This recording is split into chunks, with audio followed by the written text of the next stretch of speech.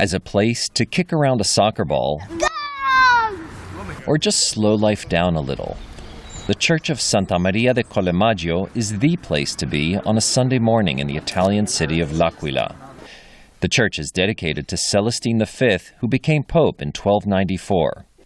Although he resigned after just 6 months, Giuliana Masci says Celestine is a hero to residents. Per noi è stato un papa grandissimo. For us, he was a great pope. There was lots of church corruption back then, and he had the courage to say no. This picturesque town in the shadow of the snow-capped Apennine Mountains is still recovering from an earthquake in 2009.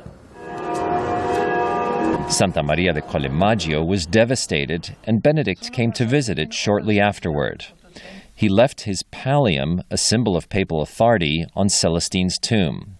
Celestine himself was imprisoned, but retired General Andrea Michele Lusa believes Benedict will be remembered as a man with a deep knowledge of the theological aspect of the Church, that is to say, a great thinker, but very humble and with no show of superiority.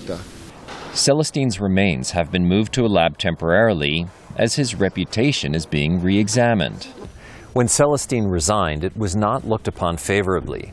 He's believed to be the cowardly man portrayed at the gates of hell by the Italian poet Dante.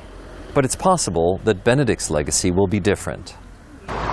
John Allen of the National Catholic Reporter already calls Benedict one of the great teaching popes.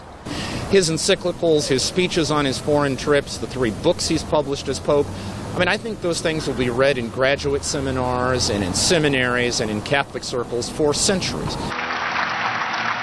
Some Catholics fault Benedict for the scandals and secularization that plagued the Church during his papacy,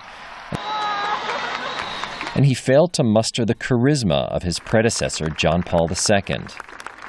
But I think the resignation, the very humble way that he has relinquished power, and in some ways the very courageous way that he's decided to step aside, has created some space for people to distinguish between the papacy and the Pope. They may still have some substantive issues with the papacy, but I think there's a tendency to look more generously upon the Pope.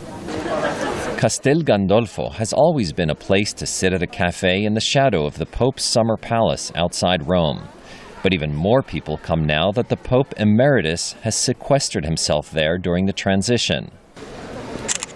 This boy's older sister thinks Benedict's final act will make him a great pope. I think that he will be remembered for this abdication. I think that is really significant. As the shopkeepers of this resort say grazie to Benedict,